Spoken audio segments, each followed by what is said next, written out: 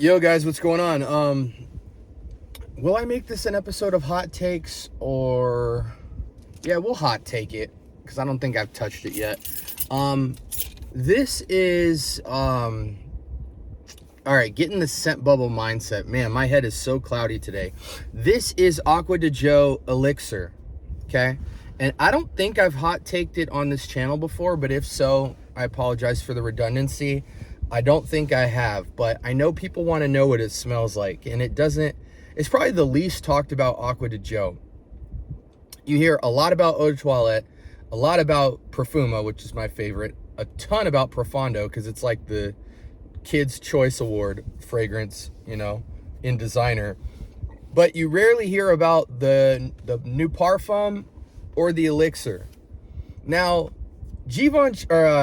Aqua Di Gio can't go wrong, guys, okay? And what I mean by that is it doesn't matter which one you get, in the sense of you're not getting a terrible fragrance with any of them. Aqua Di Gio Armani is a classic, timeless DNA that is just unbeatable. It's like Givenchy fragrances. They're all good. It's just which one's better. Which one's got a little more oomph, a little more spank on it, right?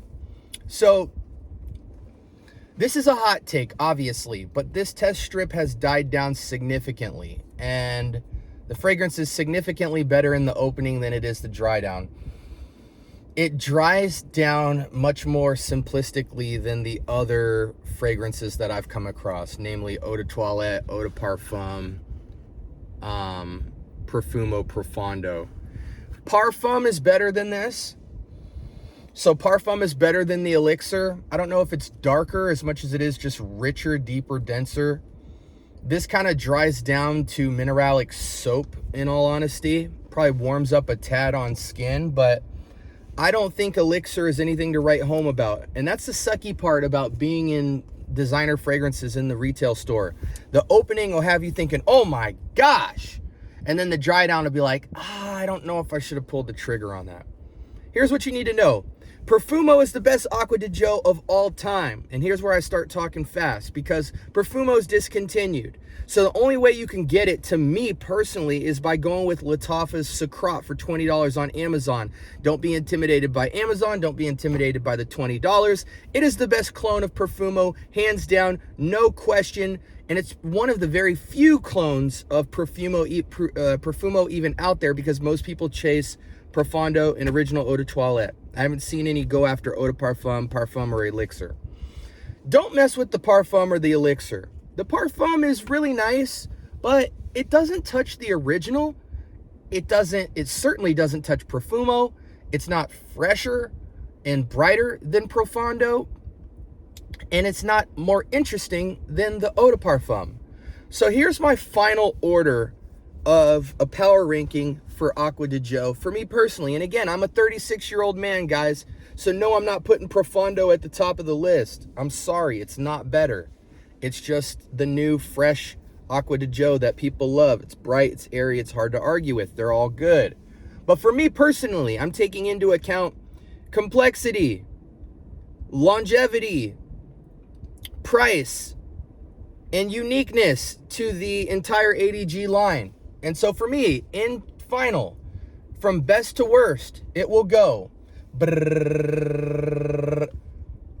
Profumo, Profondo,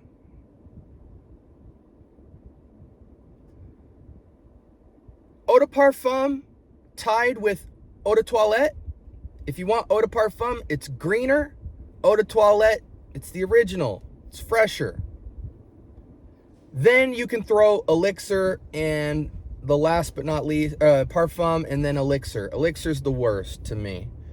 Parfum is still nice, but it's never touching the OG, and it's not touching Eau de Parfum, because Eau de Parfum provides a green earthiness that none of them do.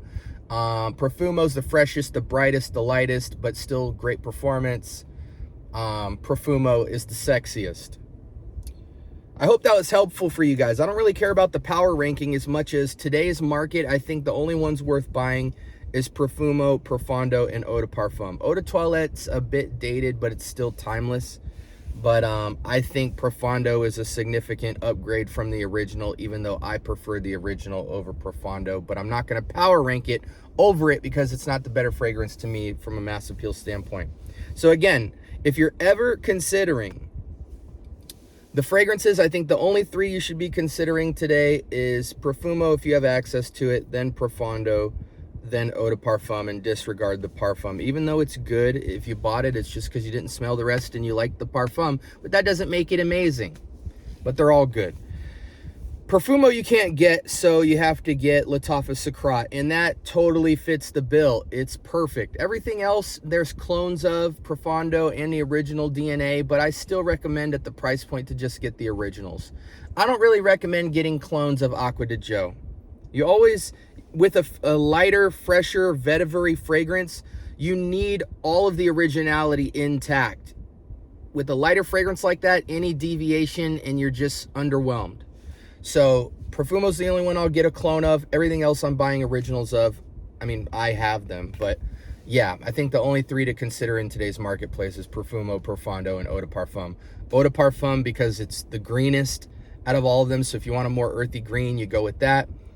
Profondo because it's the freshest and the brightest, and Profumo because it's the sexiest date night killer out there, and I don't think you really should wear any of the other ADGs for date night unless you're a young guy and you just smell good, so you think that somehow helps you be more sexy, which it does, but nowhere near Profumo.